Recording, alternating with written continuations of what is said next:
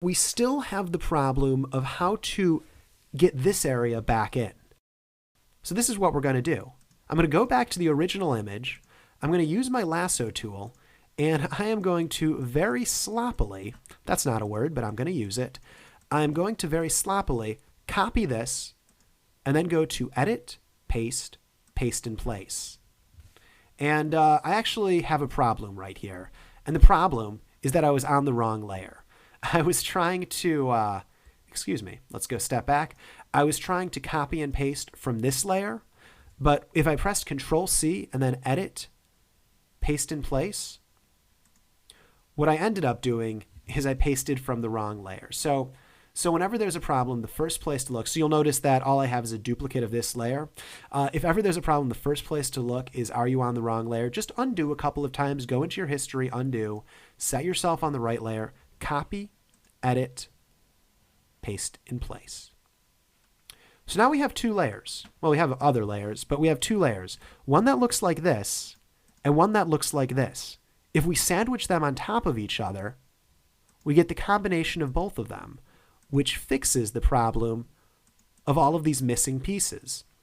It looks like actually over here, there's a bit of a problem. So let's go back to this original one and let's spend a little bit more time actually getting this selection dead on. Now, I could use something like the pen tool right here, but like I said, I want to try using the simplest tools possible and not introducing new tools in order to create more advanced results. So copy, edit, paste in place. And now we're going to combine these three layers. And that's actually looking pretty good. Although I can see actually the side right here also needs more definition. So I'm going to go to this original one. And the reason for that is you can see that there's a little reflection of the sky in her face. And that's just that got caught up when we did the color range.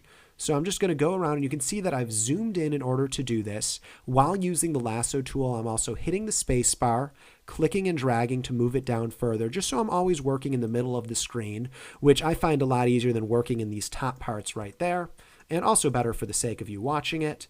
And I'm going to do one more time, making sure I'm on the right layer, copy, and then Control-Shift-V to paste in place.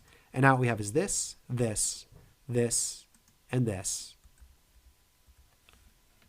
So we went from this to this. That looks pretty good.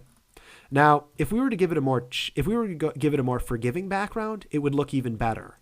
However, if we were to give it an even harder background, let's say a red background, all of the flaws would start to appear. So obviously this selection method isn't perfect. I would need to go through and with more detail, go in with my eraser, probably decrease the size with it, play with it for a while. Excuse me. Play with it for a while and, get to a point where I was happy with it. But if we are just putting it on a solid background like this, like this, it does a pretty fine job. So that's what color range does right there. There are far more advanced methods for selecting hair, but we're going to move on. And for now, understand that we've followed some really powerful things for selection.